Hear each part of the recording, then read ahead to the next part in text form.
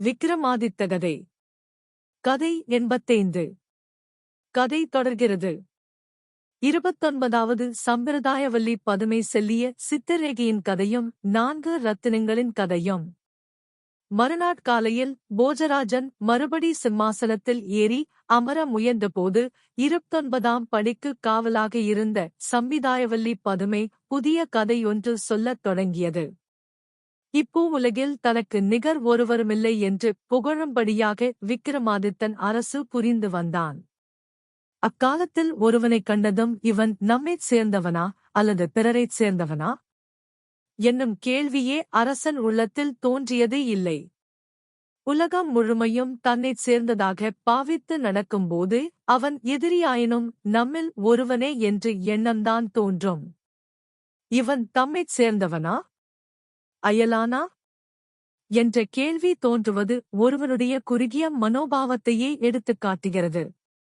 உதவிக்குணமுள்ளவர்கள் வையகம் முழுமையும் தங்கள் குடும்பமாகவே பாவிப்பார்கள். மேலும் தைரியம், சாகசச் செயல்கள், ஆண்மை இம்மூன்றிலும் அவனுக்கு சமம் எவருமில்லை. ஆகவே இந்திரனும் மற்ற தேவர்களும் விக்கிரமாதித்தனுக்கு தங்களாலான உதவிகளைச் செய்து வந்தனர். சாகசச் செயல்கள், தைரியம், ஆண்மை, புத்தி, சக்தி, பராக்கிரமம், இந்த 6 குணங்களையும் உடையவனைக் கண்டு தேவர்களே பயப்படுவார்கள் அன்றோ? யாசிப்பவர்களின் விருப்பத்தை பூர்த்தி செய்யும் அரசனுக்கு தெய்வம் அவன் விரும்பும் பலன்களை கொடுக்கும். மனிதன் ஓர் உறுதியான தீர்மானத்தை கொண்டானாகில் தெய்வம் அவனுடைய விருப்பத்தை பூர்த்தி செய்கிறது. தறி நெய்பவனுக்கு மகாவிஷ்ணு, கருடன், சக்கரம் இரண்டுடனும் வந்து உதவவில்லையா? நெசவாளிக்கு விஷ்ணு உதவிய கதை. கௌட தேசத்திலே புண்டரவர்த்தனம் என்று ஒரு நகரம் இருந்தது. அந்நகரிலே தச்சன் ஒருவனும் நெசவாளி ஒருவனும் மிகவும் நெருங்கிய நண்பர்களாய் வசித்து வந்தார்கள். அவர்கள் இருவரும் அவரவர் தொழிலிலே திறமை வாய்ந்தவார்கள். அதனால் நல்ல வருமானமும் கிடைத்து வந்தது. அவர்கள் வரவு செலவை கணக்கு பார்க்காமல் நன்றாக உண்டு அலங்கரித்து உடுத்து வாழ்ந்து வந்தார்கள். ஊரிலே எந்த இடத்திலே உல்லாசம், கேளிக்கை முதலியவை உண்டோ அந்த இடத்திலே அவர்களைக் காணலாம். ஒருநாள் ஏதோ ஓர் உற்சவத்தின் போது நகர மக்கள் அனைவரும் திரண்டிருந்தனர். நண்பர்கள் இருவரும் தங்களை நன்றாக அலங்கரித்துக் கொண்டு அங்கு போயிருந்தார்கள். அந்த கூட்டத்திற்கு சித்தரேகை போன்ற எழிலுருவமாய் அரசகுமாரியும் வந்திருந்தாள். அவளைப் பார்த்து எல்லோரும் அவளுடைய அழகைக் கண்டு மயங்கினார்கள். நெசவாளியால் அவள் மீது வைத்த பார்வையே திருப்ப முடியவில்லை. அவள் அழகு அவனை ஆட்கொண்டு விட்டது. வெகுதூரம் சிரமப்பட்டே அவன் அந்த இடத்தை விட்டு நகர்ந்தான். வீட்டுக்குப் போய்ச் சேர்ந்த பிறகும் அவனுக்கு அழகு மயக்கம் தீரவில்லை. இராஜகுமாரியின் தோற்றமே அவன் கண் எதிரில் வந்து நின்றது. தூக்கம் பிடிக்கவில்லை. மனதை எதிலும் நிலை கொள்ளாமல் தவித்தது. படுக்கையில் நிலை குலைந்து அவன் கிடந்து புரண்டான். இரவு ஒரு வழியாக் கழிந்தது. மறுநாள் வழக்கம் போல் தச்சன் தன் நண்பனைப் பார்க்க வந்தான். கண்களில் நீர்வழிய கிடந்த தன் நண்பனைக் கண்டு, நண்பா, ஏனிப்படி வருந்துகிறாய்? உன் உள்ளத்தில் சோகத்தை உண்டாக்கிய விஷயம் என்ன என்று கேட்டான். அவன் கேட்டதற்கு நெசவாளி ஒன்று பதில் கொடுக்கவில்லை. பல தடவை அவன் கேட்டும் நெசவாளி வாயைத் திறக்கவில்லை. கடைசியாக, நண்பா, உன் மன வருத்தத்தின் காரணம் எனக்கு தெரிந்துவிட்டது. இது காதல் நோய்தான் என்றான் தச்சன். தச்சன் இவ்விதம் விஷயத்தை அறிந்து சொன்னவுடன் நெசவாளி எழுந்து உட்கார்ந்தான். நண்பா, நேற்று விழாவுக்கு வந்திருந்த அரசகுமாரியை பார்த்ததிலிருந்து அவள் நினைவே என்னை வாட்டுகிறது. மனம் எதிலும் செல்ல மாட்டேனென்கிறது. ஆனால் அவளோ ஆண்டாளைப் போல மகாவிஷ்ணுவைவே மணவாளனாக அடைவதென விரதம் பூண்டிருக்கிறாள். மகாவிஷ்ணுவைத் தவிர இந்த பூலோகத்து ஆடவர் எவரையும் ஏறிட்டு பார்க்க மாட்டாள்.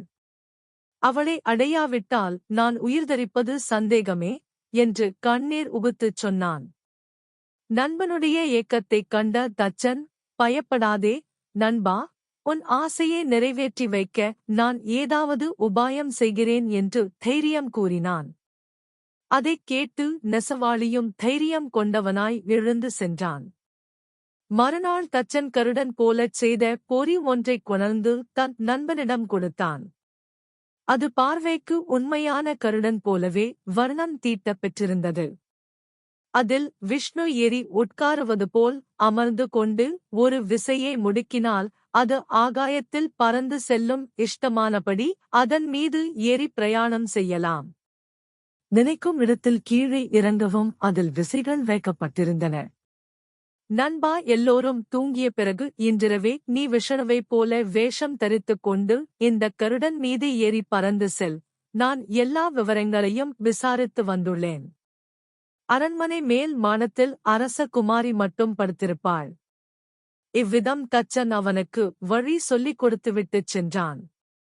பகல் பொழுது கழிந்து இரவு எப்போது வரும் என்று தவித்தான் நெசவாளி. சூரியன் அஸ்தமித்ததும் குளித்து தன்னை நன்றாக அலங்கரித்துக் கொண்டான். நண்பன் தெரிவித்த பிரகாரமே கருடன் மீது ஏறி ஆகாயத்தில் கிளம்பினான். அரண்மனை மேன்மாடத்தில் அரசகுமாரி மட்டும் தனியாக படுத்துக் கொண்டிருந்தாள். சந்திரன் பால் போலக் காய்ந்து அந்த நிலவிலே அவள் தூக்கம் பிடிக்காமல் வானத்தையே பார்த்துக் கொண்டிருந்தாள்.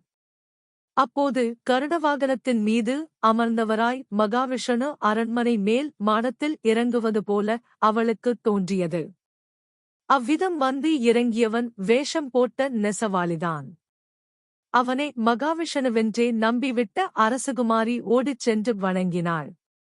எம்பெருமானே, தங்களது தரிசனத்தால் பாக்கியம் பெற்றேன் என்று பிரார்த்தித்தாள். நெசவாளியும் மதுரமான இனிய குரலில், பெண்ணே, உன் பொருட்டுதான் நாம் பூலோகத்துக்கு வந்தோம் என்று கம்பீரமாக பதில் அளித்தான். இதைக் கேட்டு அரசகுமாரி மிகவும் மயங்கிப் போய்விட்டாள். நெசவாளி மறுபடியும் அவளைப் பார்த்து, முற்பிறப்பில் நீ நம் தேவி, ஒரு சாபத்தால் பூமியில் பெண்ணாய் பிறந்தாய். இதுகாரும் தாமே உன்னைக் காப்பாற்றினோம். இப்போது உன்னை காந்தர்வ முறையில் விவாகம் செய்து கொள்ள வந்தோம் என்றான். அரசகுமாரி அவன் வார்த்தைகளை உண்மை என்று நம்பிவிட்டாள். நெசவாளியும் நல்ல அழகன். ஆகவே சந்தேகம் தோன்ற இடமில்லாமல் போய்விட்டது. அவ்விதமே இருவரும் காந்தர்வ முறையில் மணந்து கொண்டனர். தினந்தோறும் அவன் இரவு நேரத்தில் கருடன் மீது ஏறி இராஜகுமாரியின் அரண்மனை மேல் மாடத்தில் வந்து இறங்கி இரவு முழுவதும் அவளுடன் தங்கி இருந்து விட்டு விடியற்காலையில் புறப்பட்டு போய்விடுவான். இவ்விதம் சிறிது காலம் சென்றது. அரசகுமாரியின் உடல்நிலை மாறி வந்தது. அதைக் கண்ணுற்ற அரண்மனை வேலைக்காரர்களுக்கு அரசகுமாரி கன்னிப் பெண்ணாக இல்லை என்றும், யாரோ ஒரு ஆடவனுடன் இரகசியமாக இன்பம் நுகர்ந்து வந்தாள் என்றும் சந்தேகம் தோன்றியது. அதைக் கண்டு பேசாமலிருந்துவிட அவர்களால் முடியவில்லை. நாளை விஷயம் வெளிப்பட்டால் அவர்கள் உயிருக்கு ஆபத்து ஏற்படும். ஆகவே அவர்கள் உயிருக்கு பயந்து ஓடிப்போய் அரசனிடம் செய்தியை அறிவித்தார்கள். தாங்கள் எவ்வளவு ஜாக்கிரதையாக இருந்தும் தங்களுக்கு விஷயம் விளங்கவில்லை என்றும் முறையிட்டார்கள். இது எவ்விதம் நிகழ்ந்திருக்குமென்று அரசனும் பலவாறு யோசித்து பார்த்தான். அவனுக்கும் ஒன்றும் அறிய முடியவில்லை.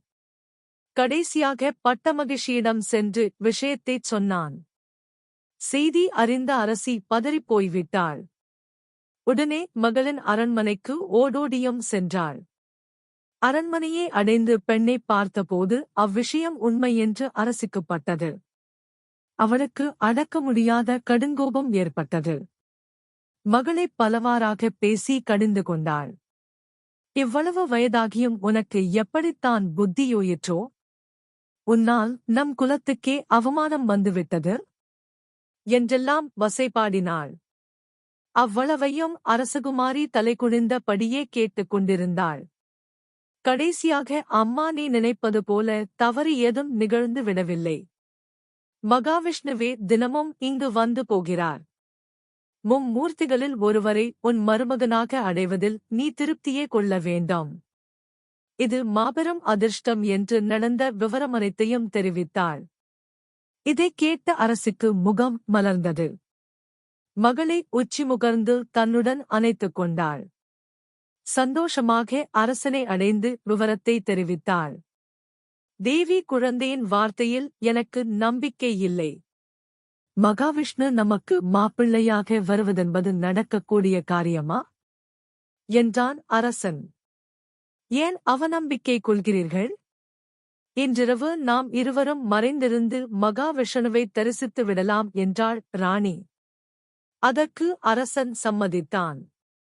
இரவு பொழுது வந்ததும் முன்னேற்பாட்டின்படி இருவரும் அரண்மனை மேல்மாடத்தில் மறைவிடத்தில் ஒளிந்திருந்தனர். வழக்கம் போல குறிப்பிட்ட நேரத்தில் நெசவாளி மகாவிஷ்ணுவைப் போல் மாறுவேடம் தரித்து கருடன் மீது வந்து இறங்கினான். சங்கு சக்கரதாரியாக விஷ்ணு கருட வாகனத்தின் மீது வந்து இறங்குவதைக் கண்ட அவர்களுக்கு அமிர்த வருஷம் போல ஆயிற்று. உலக ரக்ஷகனான மகாவிஷ்ணுவையே மாப்பிள்ளையாக பெற்ற பிறகு தனக்கு நிகராக இவ்வுலகில் வேறு யாரும் இல்லை என்ற பெருமிதம் கொண்டான் அரசன். சுப்ரதிவர்மன் என்ற அந்த அரசன் தென் தேசத்து மன்னனான விக்கிரமசேனன் என்பவனுக்கு கீழ்ப்படிந்தவன். வருஷந்தோறும் கப்பம் கட்டி வந்தான். அந்த வருஷம் கப்பப்பணம் வசூல் செய்ய வந்த விக்கிரமசேனின் தூதனிடம் அரசன் பணம் கொடுக்க மறுத்துவிட்டான். தனக்கு கிடைத்திருக்கும் புதிய சம்பந்தத்தால் சுப்ரதிவர்மன் கர்வங்கொண்டு தூதரை திருப்பி அனுப்பிவிட்டான். ஊர் திரும்பிய தூதனோ அரசனிடம் 1க்கு 10 சொல்லி வத்தி வைத்துவிட்டான். அதன் மீது வெகுண்டு எழுந்து படைகளை திரட்டிக்கொண்டு விக்கிரமசேனன் போருக்கு கிளம்பி வந்தான். அரசன் சுப்ரதிவர்மன் போருக்காக எந்த ஏற்பாடும் செய்யவில்லை. படைகள் சரியானபடி பராமரிக்கப்படவில்லை. ஆகவே விக்கிரமசேனன் எந்தவிதமான தடையும் இல்லாமல் நாட்டில் நுழைந்து புண்டரவத்தலத்தை அடைந்தான். நகரைச் சுற்றி தன் படைகளை வளைத்து முற்றுகையிட்டான். இதையறிந்த நகர பிரமுகர்கள் அரசனிடம் ஓடி முறையிட்டார்கள். அரசே, படை வலிமை மிகுந்த விக்கிரமசேனன் வந்து நகரத்தை முற்றுகையிட்டிருக்க தாங்கள் ஒன்றுமே செய்யாமல் சும்மா இருக்கிறீர்களே என்று வேண்டினார்கள். அரசனோ அதைப்பற்றி கவலைப்படவில்லை. நீங்கள் விசனப்படாதீர்கள். நான் தக்க ஏற்பாடு செய்கிறேன். நாளை காலையில் அதை நீங்கள் பார்க்கப் போகிறீர்கள் என்று சொல்லி அவர்களை அனுப்பினான். பிறகு அரசன் தன் குமாரி சுதர்சனையை கூப்பிட்டான். குழந்தாய், உன் கணவனின் சக்தியை நம்பியே நான் இந்த வம்பில் மாட்டிக்கொண்டிருக்கிறேன். இன்றிரவு மகாவிஷ்ணு வந்ததும் அவரிடம் நம் நிலைமையை விளக்கி எதிரிகளை அழித்துவிட ஏற்பாடு செய் என்று தெரிவித்தான். என்றும் போல அன்றிரவும் நெசவாளி அரண்மனைக்கு வந்தான். பிரபோ, வருஷா வருஷம் கப்பத்தை கட்டிக்கொண்டிருந்த கப்பத்தை இனி கட்ட முடியாது என்று என் தகப்பனார் நிறுத்திவிட்டார். அதனால் விக்கிரமசேனன் தன் படைகளுடன் வந்து நகரைச் சூழ்ந்து கொண்டு விட்டான். எல்லோரும் உங்கள் உதவியையே எதிர்பார்த்துக் கொண்டிருக்கிறோம் என்று அவனிடம் பிரார்த்தித்தான். சுதர்சனே அவள் வார்த்தைகளை முடித்ததும் நெசவாளி கலகலவென்று சிரித்தான். இது என்ன அற்ப விஷயம்? மகா மாயாவிகளான அசுரர்களை ஆயிரக்கணக்கில் அழித்த எனக்கு இது பிரமாத விஷயம் இல்லை. கவலைப்படாதே.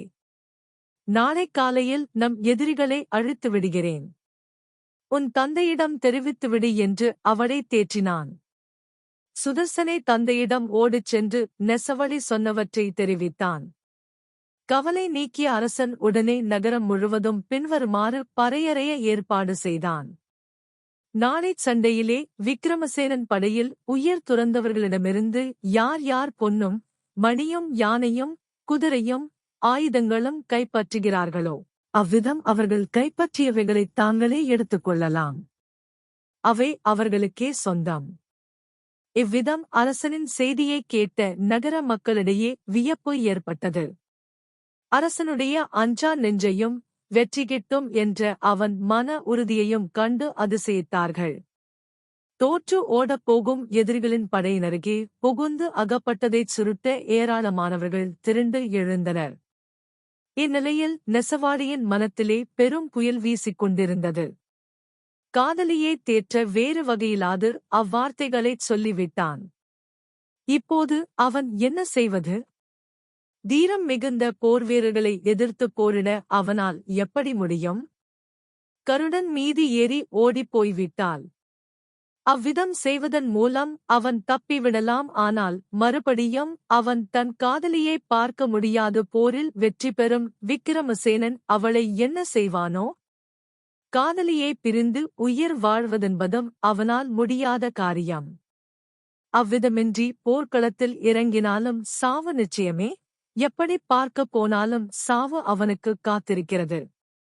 ஒரு வேளை கருடன் மீது ஏறி வானத்தில் பறந்து எதிரிகள் மீது பாய்ந்தால் எதிரிகள் பயந்து மகாவிஷ்ணுவே உதவி செய்ய வந்துவிட்டார் என நினைத்து ஓடிவிடக்கூடும். கடைசியில் அவன் போர்க்களத்துக்குச் சென்று உயிர் விடுவதே சரியான வழி என்று முடிவு செய்தான். நெசவாளி இவ்விதம் முடிவு செய்ததை உண்மையான கருட பகவான் அறிந்தார். உடனே அவர் வைகுண்டத்தை அடைந்து மகாவிஷ்ணுவிடம் விஷயத்தை எடுத்துச் சொன்னார். பிரபோ, அந்த நெசவாளி போரில் இறந்து விட்டால் தென்தேசத்து மன்னன் ஒருவன் மகாவிஷ்ணுவையே கொன்றுவிட்டான் என்ற செய்தி பூலோகம் முழுவதும் பரவிடும். பிறகு உலகத்தில் இருப்பவர்களுக்கு தெய்வ நம்பிக்கை போய்விடும். அதனால் தர்மம் நசித்துவிடும்.